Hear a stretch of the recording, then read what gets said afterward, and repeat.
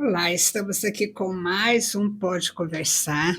Hoje nós temos uma conversa muito especial com alguém que é nova convertida, recém-nascida no Senhor, e eu achei tão importante ter essa conversa, porque é algo que tem acontecido com tantas pessoas que estão renascendo, que estão recebendo a Cristo e que precisam entender esse o processo que acontece na vida quando nós recebemos Jesus.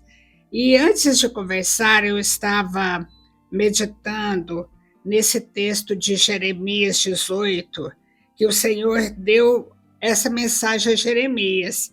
Eu vou ler alguns versículos para nós lembrarmos do que Deus faz. Ele mostra isso para Jeremias, a figura do oleiro, mostrando o que ele deu, o que Deus faz na vida de uma pessoa quando ele quer refazer essa pessoa, ele quer reconstruir essa pessoa. Então ele diz para Jeremias assim: desça até a casa do oleiro e eu lhe falarei ali. Eu fui à casa do oleiro e encontrei trabalhando na roda, mas o vaso de barro que ele estava fazendo não saiu como desejava. Por isso ele amassou o barro e começou novamente. Então o Senhor me deu essa mensagem: ó Israel, acaso não posso fazer com vocês o mesmo que o oleiro fez com o barro? Como o barro está nas mãos do oleiro, vocês estão em minhas mãos. Muito bonito esse texto, e é assim que acontece. Essa aqui é uma mensagem para Israel naquele tempo, mas hoje é uma mensagem para todos nós. Nós somos como barro na mão do oleiro.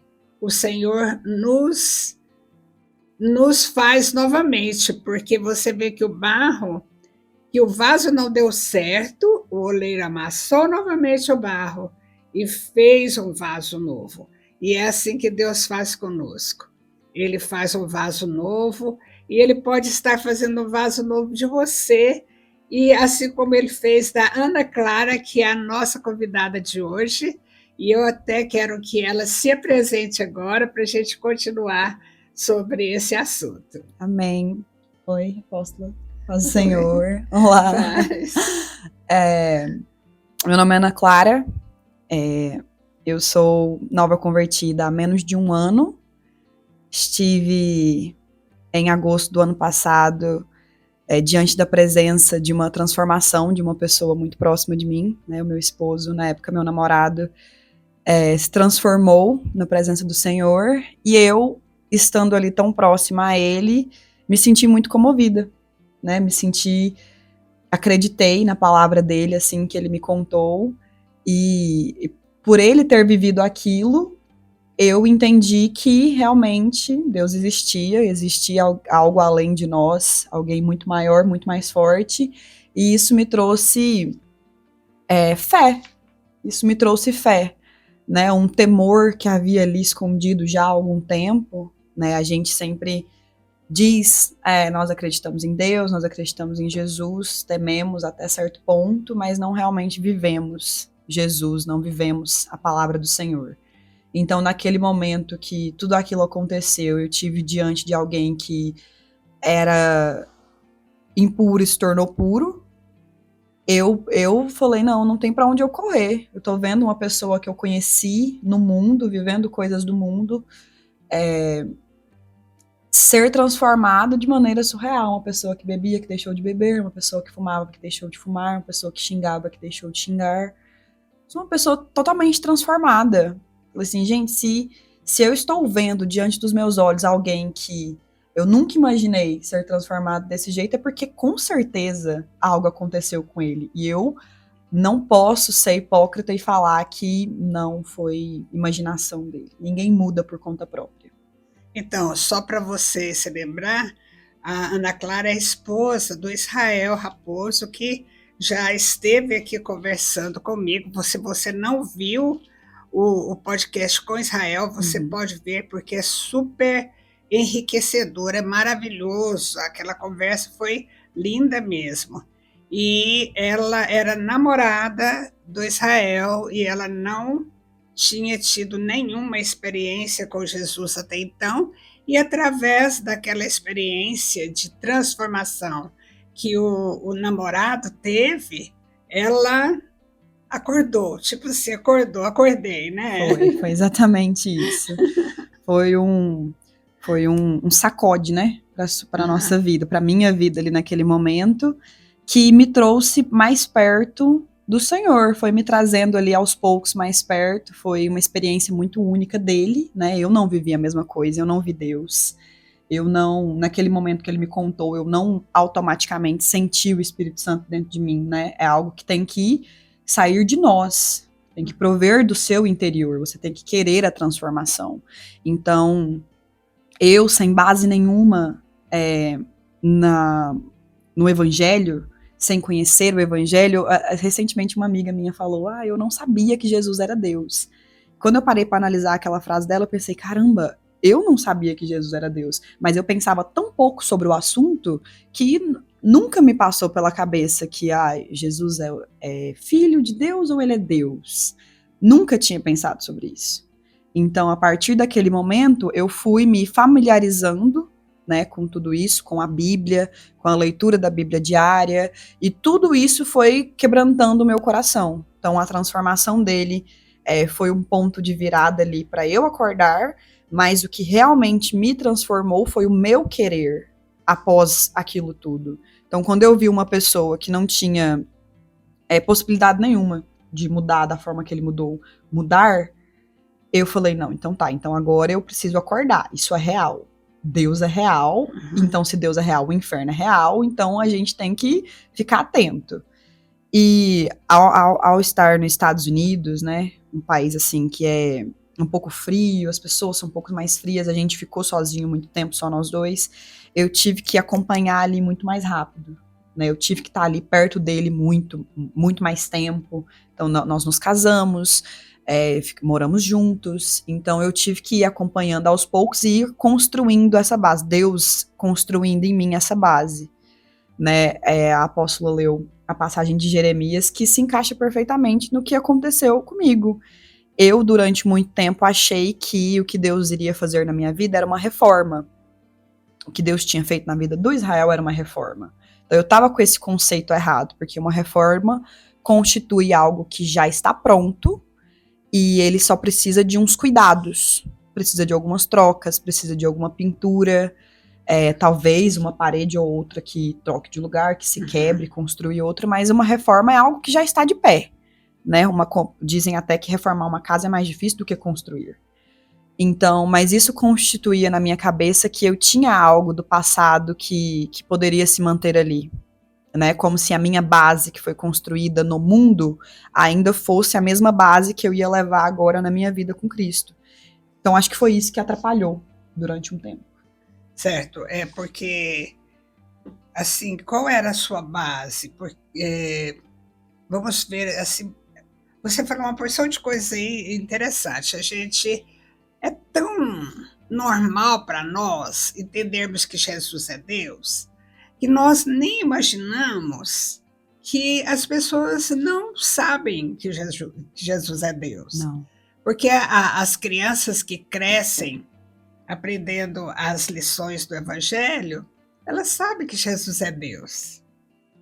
Mas uma pessoa que não cresceu aprendendo isso, realmente ela não sabe. Não. É um ensino básico esse, não é? Sim, a base, né? A minha infância e adolescência ali no mundo, né? Os meus pais não são religiosos. Sim. Eles não seguem nenhuma religião específica, né? Eu fui batizada na Igreja Católica muito nova, mas com o fundo de... a motivação do meu batismo foi, um dia ela vai querer se casar na Igreja Católica e não vai poder. Por isso que tem que batizar. Né, foi esse a motivação do meu batismo. Então eu até me lembro do meu batismo, eu já era até grandinho, eu tinha 5 anos. Mas assim, nunca frequentando. Então eu não frequentava nem a Igreja Católica, nem a Igreja Evangélica, nem nenhuma outra constituição religiosa. Porém, os meus pais, eles me davam sim a liberdade para mim, para os meus irmãos, né, meus 2 irmãos, de seguir a religião que você se sentir mais confortável. Então eu tive visitas, eu visitei muitas vezes a igreja evangélica a partir de uma amiga da minha mãe que me levava, né, com os filhos dela. Frequentei na igreja católica com a minha avó, minha bisavó, um domingo à noite. Algumas tias também que frequentavam, que me levavam de vez em quando, uma vez ou outra, mas uma base mesmo cristã ou evangélica ou católica, não cresci assim. Os meus pais dentro de casa não me ensinavam sobre isso. Nós tínhamos uma vez por semana o que a gente chamava de culto no lar, onde a minha mãe lia um pouco da Bíblia e ela lia um pouco do Evangelho segundo o Espiritismo, que era uma religião que ela seguia na época. Então, assim, o que eu lembrava disso tudo era que Jesus era um homem bom, que ele ensinava muita coisa. Sempre quando a gente lia a Bíbliazinha das crianças, era uma passagem sobre Jesus, ou uma parábola, ou algo que aconteceu na vida de Jesus. Só que o meu entendimento ali, e eu acho que ali o de todo mundo também, era que Jesus era um homem bom, que veio para esse mundo para ajudar as pessoas a serem melhores. E era isso. Eu acho que essa era a base mesmo. Então eu tinha um temor, porque os meus pais me ensinaram a temer a Deus. Sim, ó, existe sim Deus. Deus é o pai de todo mundo e tem que respeitar. E existe Deus. Não era uma liberdade de se você quiser ser ateu, você seja. Não, existe Deus. Meu pai e minha mãe sempre deixou isso muito bem claro. E então, essa era a base que eu tinha. Uma base, né, bem rasa. Mas eu lembro à noite de sempre orar. Né, de rezar, de orar. Eu lembro à noite de pedir a Deus para me proteger e não me deixar morrer. Eu lembro isso. Eu tive na infância uma priminha que com 3 aninhos faleceu. Sem motivo nenhum. Eu era muito pequena, então não me falaram o porquê. Hoje eu sei que realmente não teve um porquê. A morte dela foi realmente algo ali que...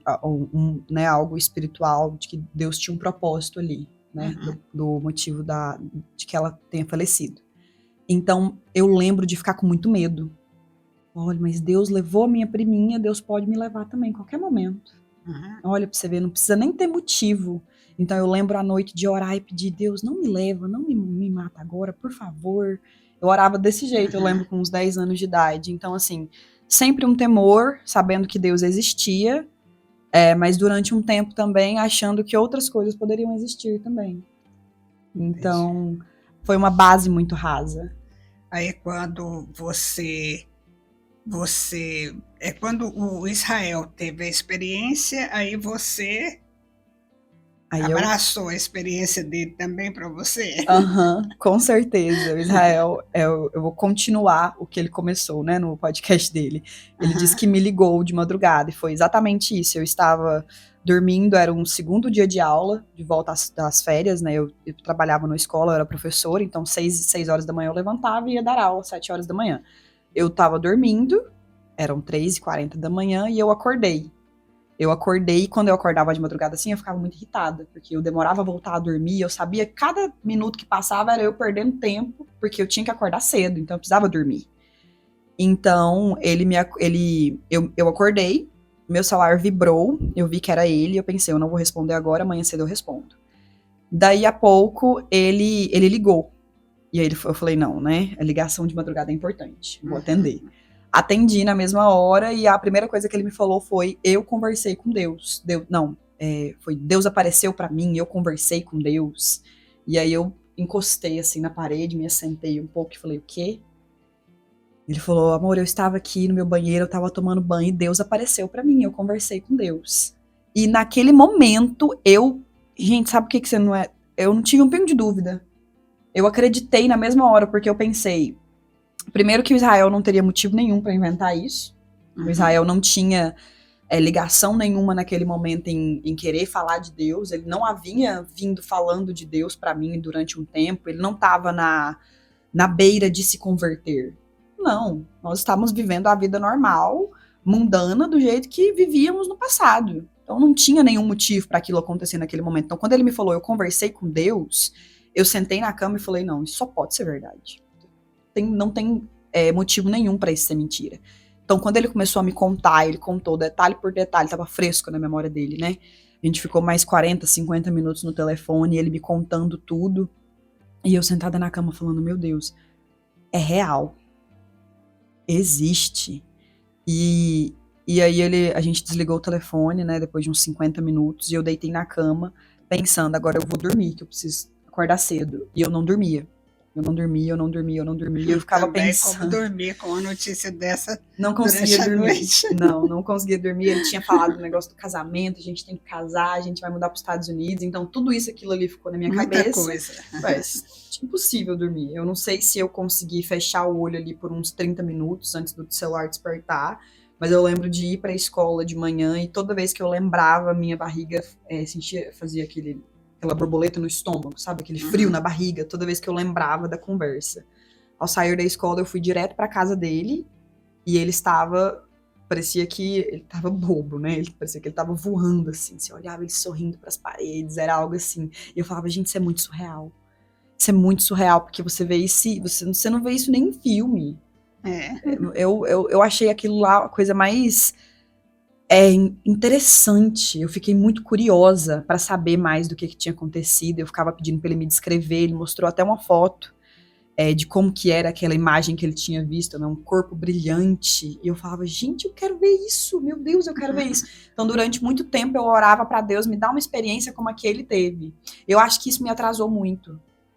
Porque a gente tem que ter a nossa própria experiência. É claro, Então, quando eu pedia para Deus para ter uma experiência como a do Israel, como a que ele teve, eu ficava focada em que, como se a experiência dele tivesse mais valor do que a nossa própria. Então demorou um tempo para eu entender que eu precisava ter a minha própria experiência e que a minha experiência teria tanto valor quanto a dele. Então, quando eu tive a minha própria experiência, que não foi de visão, não foi algo sobrenatural, né? À vista, com os olhos. Mas é importante você falar isso, Ana Clara, porque todo mundo que assiste o podcast do Israel fica desejando que alguém na família, ou que ela mesma, tenha uma experiência semelhante. E não é uma coisa que acontece todo dia. Não, teve um propósito muito grande ali na experiência dele. E quando eu entendi isso, depois dele me falar, com certeza, o meu marido foi muito usado para me exortar muitas vezes em falar, você não vai viver a experiência que eu vivi, porque foi única, foi para mim, porque teve um propósito. Ele até mesmo fala, foi porque eu fui um Tomé, eu precisei ver para crer, mas você está crendo sem ver, e bem-aventurados aqueles que creem sem precisar ver. Então, quando eu entendi isso, aí eu me acalmei, e aí eu desejei, eu pedi a Deus, e eu orei para Deus para ter uma experiência própria. E a minha experiência foi muito diferente da dele. Eu precisei viver durante vários dias, várias semanas, meses, todos os dias um pouquinho do sobrenatural de Deus, em detalhes. Então, sempre que algo acontecia, que eu via, eu falava, caramba, isso é a resposta de Deus para mim. É algo que eu tenho pedido e aconteceu. Então, assim, foram detalhes que Deus ia vindo. Eu até comprei um livro nos Estados Unidos que chamava Quando Deus Pisca para Você. Então, eu lendo aquele livro, em várias maneiras que Deus pisca para você, tão sutilmente que às vezes você acha que é uma coincidência, e aí você vai percebendo o agir de Deus quando a pessoa sabe que não é coincidência, né? Quando algo acontece ao seu favor, não é coincidência. Então, eu fui percebendo isso aos poucos nos Estados Unidos, até retornar ao Brasil. E a minha experiência foi isso. Foi esses detalhes, onde eu sabia que era Deus respondendo minha oração e eu precisava me acalmar. Porque aí, durante um tempo eu fiquei afobada para ter aquela experiência. Para ver um anjo, para ver o Senhor, para ver coisas sobrenaturais. Algo sobrenatural, né? Foi. Mas eu realmente fui transformada mesmo quando eu me entreguei. Quando eu ajoelhei no chão e eu falei, Senhor, eu não consigo sozinha. Senhor, eu não consigo buscar o Senhor sozinha. Eu preciso de ajuda até para ter fé. Então eu me ajoelhei no chão e eu passei 20 a 25 minutos ajoelhada, orando e clamando, filho de Davi, tem piedade de mim, porque eu não consigo sozinha. Eu estou vendo meu marido avançar, eu estou vendo pessoas que olham para mim e me veem como um exemplo, eu não sou um exemplo ainda, porque eu não estou tendo a fé que eu deveria estar tendo. Então, naquele momento que eu me ajoelhei no chão do banheiro, lá nos Estados Unidos, depois de uma conversa, porque eu tive várias vezes que eu me senti tão triste que parecia que eu tava com depressão. Sim. E aí o Israel olhava pra mim e falava, eu não tô entendendo você. Você não tá caminhando com Deus? Por que você tá desse jeito? E eu falava pra ele repetidas vezes, eu não sei. Eu não sei. E ele falava, eu não aceito se eu não sei. Porque você sabe. E eu sabia que no fundo era porque eu não tinha entregue ainda a minha vida pra Jesus. Eu tinha... Você estava entendendo, estava gostando Exato. de saber tudo aquilo, mas ainda não tinha feito a sua entrega. Não, porque eu ainda achava que a minha vida era minha. Eu não tinha entregado minha vida para Jesus porque eu ainda, na minha cabeça, achava que a minha vida era minha própria. Então isso impediu a entrega para o Espírito Santo. Porque quando eu era boa, eu achava que eu estava sendo boa porque eu sou boa. Quando eu era gentil, eu achava que era eu que era gentil. Então, por isso que a palavra reforma ficou tanto tempo na minha cabeça. Porque eu achava que as minhas paredes, meu teto já estava construído e eu precisava só mudar algumas coisas. Pintar, reformar. Então, aquilo me deu uma base de que, na minha cabeça, eu era boa no mundo, que eu não fazia tanta coisa errada assim. Eu era uma pessoa até ok. Eu era gentil, eu era boazinha, eu respeitava os mais velhos. Eu temia a Deus até certo ponto, igual muitas pessoas acreditam em Deus. Eu duvido você chegar em alguém na rua agora e perguntar se essa pessoa acredita em Deus, e ela falar que não. É muito mais difícil você conhecer um ateu do que uma pessoa que diz crer em Deus. Então eu achava que porque eu estava nesse círculo, né, de pessoas que creem em Deus, eu estava salva. Ou eu era justa, ou eu era boa. Então, durante um tempo, a reforma, essa palavra ficou na minha mente e me atrasou muito. Porque eu pensei, ok, eu sou boa, Deus só precisa me melhorar. E você precisava que o oleiro desmanchasse o vaso, né, e construísse outro, né? Com certeza. Foi quando eu percebi, recentemente, que eu percebi que eu precisava ser completamente demolida, igual você faz quando você quer construir uma casa nova, né? Você compra um lote, tem uma casinha velha, você demole aquela casa e você constrói uma nova, do zero. Então foi quando eu percebi que Deus queria me destruir, porque tanto eu pedia para ser mudada, que Deus estava ali com a bola lá na frente para demolir a casa e eu não deixava. Porque eu falava, não, tem algumas partes que são boas ainda, tem algumas partes que dá para utilizar ainda. Eu sou boa. Eu creio em Deus. Então, não precisa demolir tudo. Era o ego, o orgulho. Era o eu achar. Eu ia te perguntar. O que é que você acha que em você precisava tanto ser modificado? Com certeza, o orgulho. O orgulho, o ego, o eucentrismo. Eu era o centro de mim mesma. Era tudo para mim. As pessoas, o meu namorado era para mim. Meu pai e minha mãe eram para mim. Aquela viagem para os Estados Unidos era minha viagem, eu sou o centro da minha vida. Então, assim, até eu entender que menos de mim, mais de Deus. Então, sempre que eu comecei a pedir, Senhor, menos de mim, mais de Deus, menos de mim, mais de Deus, Deus foi trabalhando nesse orgulho. Porque eu era tão orgulhosa ao ponto de não ceder para uma briga, por exemplo, que eu manipulava toda a situação para parecer que eu estava correta e a outra pessoa estava errada. Até para não pedir perdão. Porque eu me achava tão boa que eu não precisava pedir perdão. Poxa, é tão importante você falar isso, porque isso você vê como o defeito que havia na sua vida antes de Jesus. Mas tem tantas pessoas que têm a vida em Jesus e ainda não corrigiu isso. Não deixou. Esse precisa de reforma. Esse precisa de reforma, porque já está em Deus, mas ainda está segurando algumas coisas ali de si mesmo. Inclusive, ainda está no centro das pessoas. Ainda está no centro, ainda quer ser o centro da sua própria vida. Eu preguei sobre isso domingo, inclusive, sobre o crente fariseu. Eu peguei a passagem de Lucas 7, da mulher pecadora, e tem o fariseu que se achava bom o suficiente para julgar aquela mulher como pecadora, e ele não. Eu não preciso de perdão. Eu tô bem e essa mulher aqui é a pecadora. Então, eu falei muito sobre isso domingo à noite, porque a gente acha que o problema tá só no mundo. Então eu tava no mundo, tava ruim, agora eu tô dentro da igreja, eu tô bem. Tô salva, tô isenta de pecar. E não é assim. De forma alguma. Dentro da igreja a gente acha muitos problemas sobre isso, sobre o crente, né, o cristão, que ainda se sente no direito de julgar a pessoa que está no mundo, porque ela é um pecador e ele não.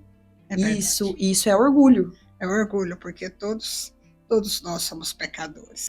Eu estou amando conversar com você, porque é uma experiência tão linda. Olha, você falou que estava pregando no domingo, e quantos meses de convertida? São Assim, agora... de verdade. De verdade. Nossa. De verdade, eu diria que são 8 meses. 8 meses, talvez 7. Para eu realmente, o entendimento mesmo, a conversão, ela tem que vir do entendimento, né, da confissão. Então, para a gente confessar, tem que entender. Tem que entender que Jesus é Deus. Tem que entender que a nossa vida não é para nós mesmos, mas é para Cristo. Então, para até acontecer esse processo... Esse entendimento, né? Esse entendimento aconteceu em agosto, então eu levei ele agosto, setembro, um pouco de outubro. Aí em novembro eu realmente me entreguei, me reconciliei, e aí eu falei, não, tudo bem, agora eu vou levar isso a sério. Vou levar isso a sério. É por isso que tem muitas pessoas que se decidem várias vezes por Cristo. É porque ela está nesse processo de entendimento. E às vezes as pessoas da igreja que não viveram isso, ficam pensando, mas essa aí, de novo, ela está entregando a vida para Jesus, mas é porque ela está nesse processo de entender o que está acontecendo com ela. Sim, foi exatamente isso que aconteceu, porque eu entreguei a vida para Jesus, mas eu mantive minha vida como centro ainda durante um tempo. Eu ainda não entendi que o entregar a vida para Jesus é deixar de viver para si mesmo, para os seus desejos, para suas vontades, e eu ainda tinha isso no meu coração de que eu tinha que fazer a minha vontade, porque a minha felicidade importa. Então eu até tive uma conversa com a Bispa Ângela uma vez sobre jejum. Tava falando, o Israel estava fazendo um jejum, e ele falou, por que você não faz um jejum também? E aí eu fiquei sem entender. O jejum para quê? Por quê, né? Por que do jejum? Então eu liguei para a Bispa Ângela e eu conversei com ela, falei, por que as pessoas fazem jejum? Por que Deus pede pra gente jejuar? Jesus fala para jejuar e orar. Então ela me explicou, né, o jejum é para você se tirar do centro da sua vida, porque são seus desejos, o comer para os seus desejos, o beber algo que você gosta para os seus desejos. Então, quando você tira isso, você está enfraquecendo a sua carne e está fortalecendo o seu espírito. Então, é por isso que as pessoas jejuam. E eu tinha zero entendimento sobre isso. Zero. O que eu entendia de jejum era dieta. O sacrifício, dieta. Exato. Então, quando eu entendi o que era o jejum e eu comecei a jejuar, então eu tirava coisas que eu gostava, tirava, às vezes, né, um dia de alimentação, por exemplo, que eu queria comer algo e eu tirava, eu fui realmente enfraquecendo a carne para fortalecer o meu espírito. Então, isso foi ajudando muito durante um tempo. E hoje, quando vem a velha natureza, porque ela não vai embora. Não. Você sempre vai lutar com ela, a gente sabe disso, né? Que sempre a gente tem as duas naturezas em nós. E quando ela vem, como que você age? O processo de santificação, né? Ele leva esse tempo, ele leva a vida toda até a gente ser glorificado no céu. Olha aí, ó. Então, a gente sempre vai lutar contra a carne. Eu ouvi uma pregação muito interessante sobre isso, que é fato que se você não tá lutando contra a sua carne, você tá fazendo alguma coisa errada. Porque se você não tá lutando contra a carne, quer dizer que você tá fazendo as vontades da carne. Ou então você tá no centro, você continua no centro. Continua no centro. Então, quando até hoje aparece ainda mais assim na gestação, que os hormônios ficam à flor da pele. Então, assim, a gente quer ceder muito para os hormônios, quer ficar muito com raiva, quer ficar muito sentida, às vezes. Então, aí eu fico muito mais emotiva e eu quero ceder para essas emoções, porque, novamente, a carne querendo ser o centro. Eu tô emotiva, então todo mundo tem que entender que eu tô emotiva e vão passar pano para minha raiva, para o meu orgulho, para o meu ego. Então, hoje, quando isso acontece, às vezes, por exemplo, com outras pessoas ao meu redor, quando acontece de alguma discussão, algo assim, eu me calo, eu me calo, às vezes eu abaixo a cabeça e eu fico calada até aquele momento passar. Então eu ouço tudo que as pessoas têm para me dizer naquele momento, a exortação, às vezes com muita raiva. E eu gostaria de dizer que eu acho que isso não passa. Quando a gente está sendo exortada e a gente está na carne, eu acho que o natural da carne, do pecado, é ficar com raiva. Eu não quero ouvir essa exortação, eu não preciso dessa exortação, eu não preciso nem pedir perdão, eu tô bem. Então, quando eu percebo que é isso que a carne tá querendo, eu me calo, porque se eu falar algo, eu vou estar cedendo pra carne, a carne que vai estar falando. Então, eu me calo, eu cedo, que era algo que eu não fazia de forma alguma, que era ceder. Então, eu fico calada e eu prefiro deixar tudo aquilo passar. Eu ouço a exortação, eu escuto, eu ouço, apesar da raiva tá ali dentro, guardada. E aí depois disso eu vou ler a Bíblia. Eu leio a Bíblia, eu peço, aconteceu isso recentemente, eu ajoelhei no chão novamente, falei, Senhor, eu tô com raiva demais. E eu não consigo sozinha acabar com essa raiva. Certinho. Então eu preciso do Senhor para me ajudar.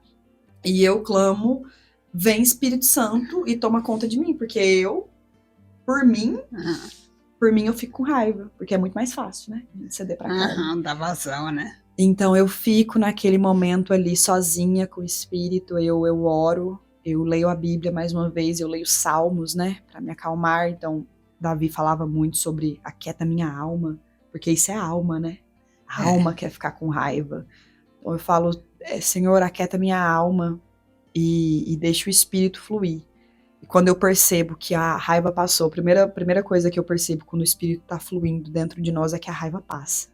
A raiva passa e vem o arrependimento genuíno. Sim. Não é o remorso. Antes eu sentia muito remorso. Antes eu sentia muita culpa. Então, quando eu brigava com meu esposo, por exemplo, eu ficava me sentindo culpada. E a culpa não provém de Deus. A culpa é um peso. A culpa é o coitadinha de mim, eu errei de novo. Isso é a culpa. Então, hoje, eu não me permito mais sentir culpa. Olha, eu errei, eu fiz errado com você e eu vim pedir perdão. Perdão genuíno. E isso só acontece, eu preciso de um tempo para isso acontecer. Se for na hora, eu vou pedir um perdão falso para acabar com a briga. Tá bom, vou te pedir um perdão aqui agora. O Israel até fala para mim, eu conheço o seu perdão falso. Eu falo bem assim, perdão. Então isso não tá certo, isso não é genuíno, isso não é verdadeiro. Eu falei sobre isso, eu falei sobre o arrependimento genuíno e verdadeiro. Tá certo, eu peço perdão, mas você tá culpado. Exato, eu tô certinho, eu não fiz nada de errado, pra que eu tô pedindo perdão? Isso é muito orgulho. Então, quando eu percebo que eu tô querendo fazer isso, eu prefiro ficar calada, tirar um tempinho pra mim. Pra mim não, né? Pro espírito. Sim, pra você se recuperar, né? Pra eu me recuperar. Exato. Então, quando eu sinto que o espírito tá fluindo de novo, que a raiva passou, e aí vem o arrependimento genuíno, aí eu vou ali, né, aonde eu machuquei, aonde eu feri as pessoas, aonde eu tentei manipular alguma situação, e eu peço perdão, e graças a Deus tem sido uma bênção. Então a diferença que você vê no que aconteceu com o Israel e no que aconteceu com você. O Israel foi uma pessoa que durante toda a infância dele, ele aprendeu sobre Jesus e se afastou e Deus então recuperou. Exato. Mas você não, você foi um vaso quebrado. Exato. Que o oleiro fez um vaso novo. Exato. Né? Fez um vaso, precisou amassar tudo aquele que tinha antes, quebrar tudo aquilo que havia antes, que era muito orgulho, que era muito ego, era muito eugocentrismo, era eu achar que eu era o centro da minha vida, que eu era uma pessoa boa, por eu ser boa, eu não precisava de perdão, eu não precisava de exortação, porque eu era boa. Então a bondade que havia em mim, ela não era bondade de verdade. A gentileza que havia em mim não era gentileza de verdade. Era tudo aprendida, né? Era tudo aprendido, tudo copiado. Era tudo por ego e por orgulho. Porque até a bondade falsa, ela é ego. Porque é o eu ser boa com você, vai fazer você gostar de mim e eu vou sair boa na fita. E aí a gente vê que tem muito disso, porque a pessoa pensa, essa aí, né, ela só precisa de entender Jesus na vida dela, porque já é uma pessoa tão boa. E a gente tem ouvido muito isso, né? Uhum. Olha, meu marido, ele é um homem tão bom, ele só precisa de Jesus, mas ele é muito bom. Então, essa transformação, ela é tão difícil quanto a transformação daquele que sabe que está completamente afundado em pecados, É né? verdade. É bem diferente pensar na bondade que provém do mundo, né? Pela pessoa que realmente estava afundada no mundo. Então, era esses dois extremos, né? Comigo e com Israel, por exemplo. Aham, aham, Ele já acreditava que não havia bondade nenhuma nele. uhum. E eu acreditava que havia bondade, sim, em mim. E você tem planos para sua vida em sentido espiritual? Meus, não. Planos meus, como eu disse, né? Agora eu não vivo mais para mim, eu vivo para Cristo. Então, todos os planos que Deus tem para mim, eu creio que se concretizarão. Mas eu hoje já vejo realmente o que Deus tem para nós, Uhum, né? Como missionários, como pastores, como evangelistas, como quem vai pregar a palavra do Senhor. Eu hoje vejo que Deus tem planos muito grandes para a minha família, para os nossos amigos, planos de evangelizar, planos de salvar essas pessoas que precisam da palavra do Senhor diariamente. Então, para o futuro, eu não sei. uhum. Não É Deus que sei. É sabe, né? Deus que sabe. Você entregou sua vida para Ele mesmo. Com certeza. Agora, o que você diria para as pessoas, uma mensagem que você deixaria? Porque hoje eu sei que tem muitas mães que estão assim assistindo essa conversa e está pensando num filho, numa filha, ou então até uma pessoa assim que pela primeira vez está ouvindo um testemunho dessa forma. O que você diria? Eu diria para se entregar. Eu diria que um dos passos mais importantes dessa transformação foi eu aceitar Jesus, foi eu querer essa mudança. Eu diria que a experiência com o Espírito Santo é uma experiência muito única e não há nada que pessoas falem para nós que vai realmente mudar a nossa situação. Então, o que as pessoas precisam hoje, as pessoas que estão no mundo e que têm ao redor pessoas de Deus, pessoas já mudadas pelo Espírito, são palavras de apoio, são coisas que acrescentem essa pessoa, como eu muitas vezes precisei ser acrescentada pelo meu marido, porque sozinho eu não estava dando conta. E é o comprometimento, humildade, entrega para o Espírito Santo, que é algo que somente a pessoa consegue fazer, consegue ter essa entrega própria. Porque por muitas vezes eu fui exortada, eu fui incentivada, mas enquanto eu não quis me entregar, nada acontecia, porque Jesus está à porta e bate, e nós precisamos abrir a porta. Então, essa perseverança, essa fé que nós temos que ter é muito única, muito pessoal, como a salvação é pessoal e única de cada ser humano, né? E eu acho que é isso. Eu acho que eu diria que É entrega, né? É entrega. entrega e é pessoal, né? Não tem jeito. Por exemplo, até o Israel, ele tentou por ele mesmo fazer com que você se entregasse, que você visse, mas enquanto Sim. você não teve aquela experiência pessoal ali, Uhum. as coisas não aconteceram, né? Então é pessoal mesmo. Tem que querer. As pessoas têm que perceber que são pecadoras, foram desconstituídas da glória de Deus e preciso do Salvador, porque eu tenho certeza que há dentro de nós, porque existe, porque está na Bíblia isso, que nós temos um vazio dentro de nós que só é preenchido por Deus. Nós temos um propósito que nós só seguimos quando nós estamos no caminho de Deus. Quando nós estamos fora do caminho do Senhor, nós não temos propósito nenhum. Então eu acredito que tem muita gente que acha que o propósito da vida é estudar, ter uma carreira, ter uma casa e uma família e pronto, a vida é isso. Quando morre, acabou. Mas o propósito nosso é só quando a gente está no caminho, e eu tenho certeza que cada um, né, de nós que estamos nessa terra sabemos disso. Então, enquanto a gente não entrega a nossa vida para o Senhor, nós não vamos estar dentro do propósito. Então, sempre vai existir um pedacinho de nós que sente falta disso. Então, por mais que esteja no fundo, escondido, até no meu caso, como eu não tive essa base, era tão oculto dentro de mim que eu precisava do Senhor, que eu nunca tinha parado para pensar. Nunca tinha parado para pensar que Jesus é Deus e que eu preciso dele para me salvar, porque estava oculto dentro de mim. Uhum. Mas é algo de todo ser humano, é algo da criação de Deus. Deus criou o ser humano para o propósito de louvar a Ele. Então, quando nós não estamos louvando o Senhor, nós estamos fora do rumo, fora do propósito. E isso dói dentro de cada um. Que bênção. Foi muito bom conversar com você, Ana Clara. Amei. Uma experiência diferente, de conversão, de vaso novo.